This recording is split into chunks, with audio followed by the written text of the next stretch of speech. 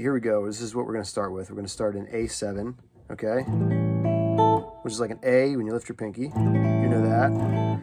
And we're going to talk about the blues scale first, and that would be like this. And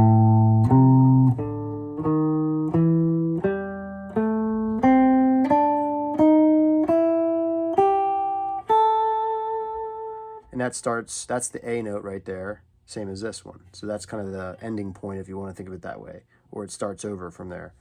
So the interesting thing is this flat 5 note right here. So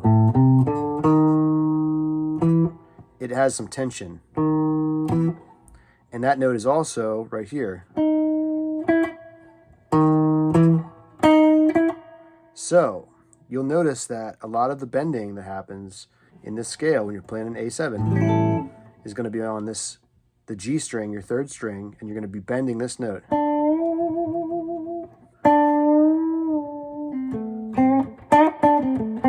Those bends, they sound good because this note, you can bend up to this note,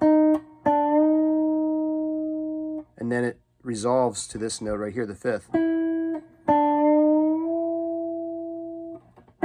So you're bending up to that pitch right there, and you have a lot of different range in there from that bend to get some different sounds. So the main ones that you're going to be bending when you do this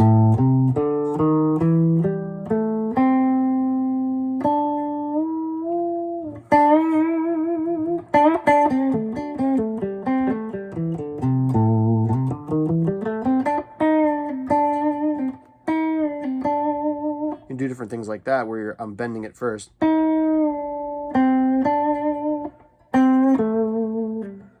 And sometimes you can do a little bit of a bend here like this. Like spoonful.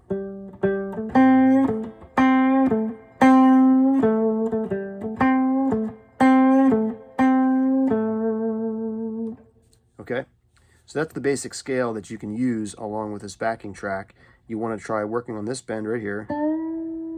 And how I'm doing that is I'm using all 3 fingers to bend. It takes a while to get the vibrato like that, so at first just bend it. And practice like this. I want to go up to this note. Try to listen to, match that pitch.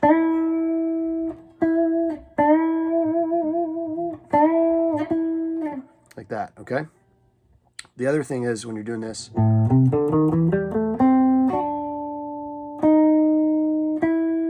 can go, or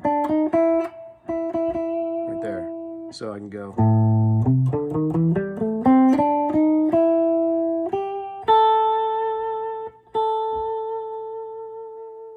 And another thing I want to mention is when you're, putting some vibrato and trying to shake the note, if it's here, I can't, I have to start my vibrato pushing up. I can't start downward. I have to kind of like push it up because there's no room in the fretboard.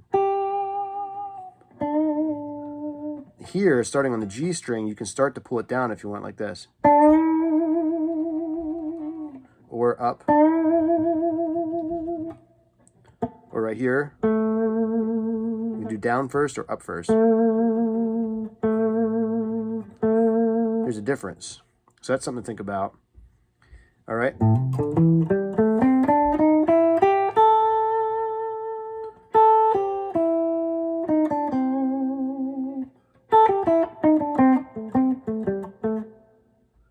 Now, where I'm picking here is important too. Up here, it's going to sound a little different. So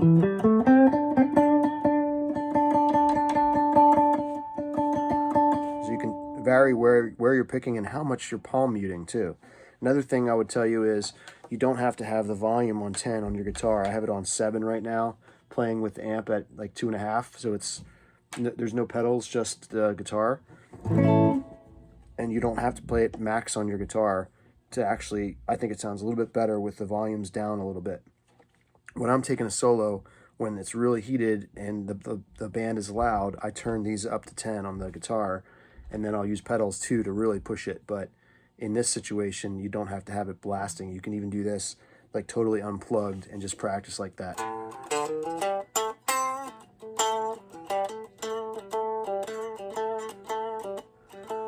that kind of stuff.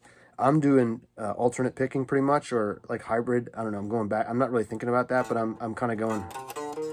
I'm going back and forth. I'm keeping this motion like this.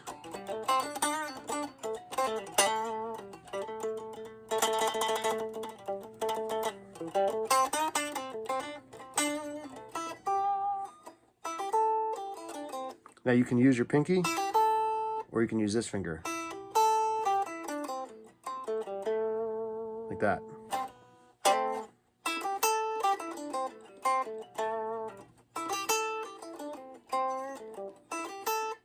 Depends. Sometimes I use, it depends.